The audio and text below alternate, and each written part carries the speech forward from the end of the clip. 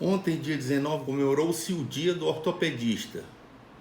Quem eu convidei para falar sobre esse dia é o Dr. Roberto Bruno, ortopedista e membro titular da Academia Cearense de Medicina.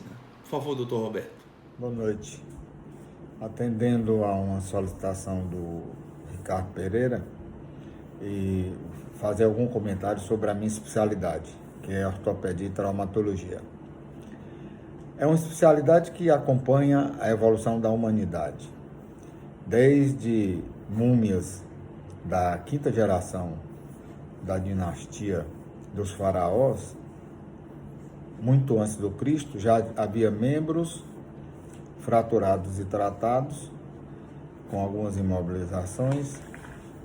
Os incas, na era pré-colombiana, além de corrigirem as deformidades e as fraturas, tinham objetos para sua reabilitação, e o próprio Hipócrates, no Corpus Hipocrático, ele já definia métodos e maneiras de correções, chegando ao ponto que a redução da articulação escapulomeral, da luxação escapulomeral, até hoje, um dos métodos, nós chamamos o método hipocrático, foi descrito por ele. Mas a nominação da especialidade foi dada em 1741 pelo decano da Faculdade de Medicina de Paris, chamado Nicolas André, que ele criou o nome ortopedia, juntando dois vocábulos gregos, ortos, reto, pedia, paidos, criança. E deu a ortopedia, que seria o ramo da medicina, que cuidava de prevenir e corrigir as deformidades dos membros das crianças. Durante muito tempo, esse conceito prevaleceu e foi verdadeiro, tanto que as universidades geralmente tinham a clínica cirúrgica infantil e ortopédica. Lembrando que inicialmente a especialidade era exercida pelos cirurgiões infantis. Mas foi evoluindo e alguns marcos da nossa especialidade foram surgindo. Primeiro, o símbolo da nossa especialidade é uma árvore com um tutor, amarrado a um tutor, mostrando que mesmo uma árvore grossa como aquela que aparece no nosso símbolo, ela foi frágil, pequena e precisou de um tutor para mantê-la correta e crescendo corretamente. Em 1840, foi criado em Londres o Royal Hospital Ortopédico. E isso evoluiu e foi se definindo como uma especialidade, e coisas como o gesso, que nós usamos, foi criado em 1852 por um médico holandês, um médico militar holandês. A atadura de gesso foi criada por ele.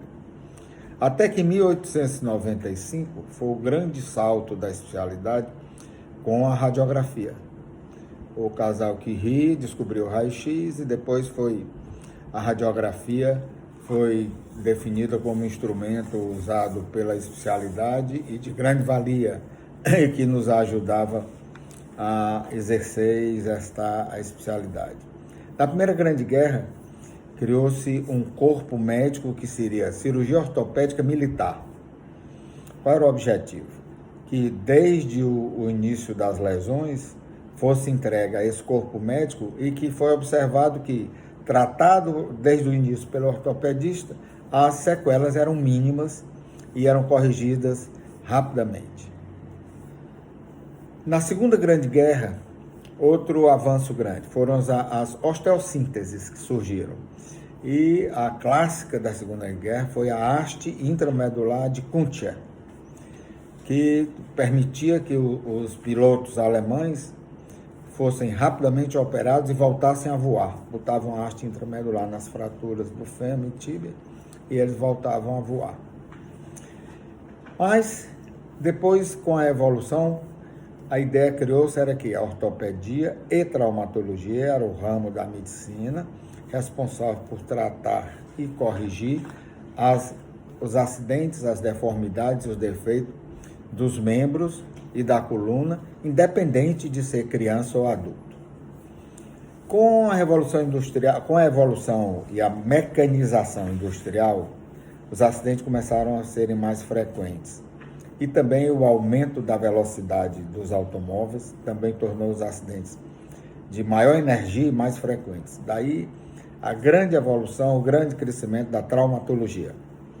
Passou-se a não aceitar deformidades, passamos a fazer cada vez mais cirurgias que minimizavam os defeitos e as deformidades que antes eram aceitas.